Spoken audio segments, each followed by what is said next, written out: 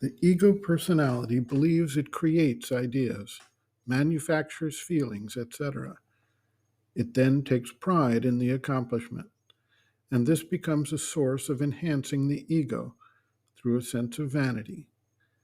Many systems in the world are set up to reward the creator or inventor or author with the idea that they are solely responsible for the development of the content. Disputes arise when anyone else claims an invention, or when there is similar conceptualization or arrangement of materials between a copyrighted or patented work and another source. There are also disputes about who invented something first.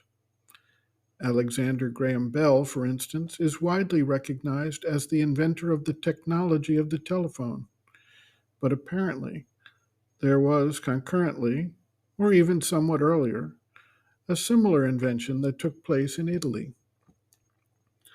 These things illustrate the illusion of separateness that leads us to believe we actually control and create, when a deeper examination shows us that there are universal waves of energy at different frequencies, some impacting the mental substance, some the emotions, some the feelings or perceptions, etc., based on the receptivity of the individual and the underlying patterns within the individual.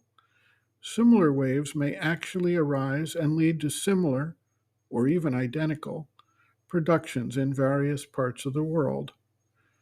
The time spirit thus plays a role in the next phase of development as the waves land on receptive individuals wherever they are and produce their results. For practitioners of yoga, it can be an essential experience to become aware of the impact of these waves coming in from outside. The practitioner, as he becomes conscious of the force trying to enter, may choose to accept or reject that force, and thereby either use the energy provided or avoid the disruption that can be caused. Quieting the mind stuff, a basic principle in Raja Yoga, comes about through a process of not accepting and following thoughts as they arise. Sri Aurobindo actually noted that he achieved silence of the mind through a concentrated effort to reject the thoughts before they could enter and take hold within his being. The same thing can be recognized with regard to illness of the physical body. If one is conscious of the pressure of some acute condition trying to enter and take hold, one can reject it and only feel some external pressure without experiencing the full-blown illness. If the aura is strong and without a break in it, it is easier to fend off illness, and this may actually help explain how certain medical practitioners can go fearlessly into an epidemic zone and not become ill. Sri Aurobindo notes, quote, "Each man has his own personal consciousness entrenched in his body and gets into touch with his surroundings only through his body and senses and the mind using the senses. Yet all the time, the universal forces are pouring into him without his knowing it. He is aware only of thoughts, feelings, etc., that rise to the surface, and these he takes for his own.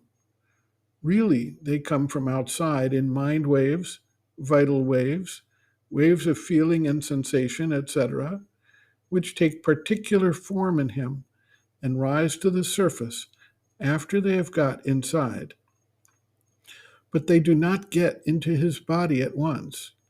He carries about with him an environmental consciousness, called by the Theosophists the aura, into which they first enter.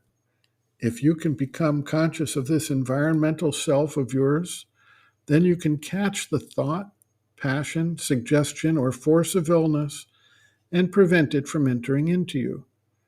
If things in you are thrown out, they often do not go altogether, but take refuge in this environmental atmosphere, and from there they try to get in again. Or they go to a distance outside but linger on the outskirts, or even perhaps far off, waiting till they get an opportunity to attempt entrance. End quote.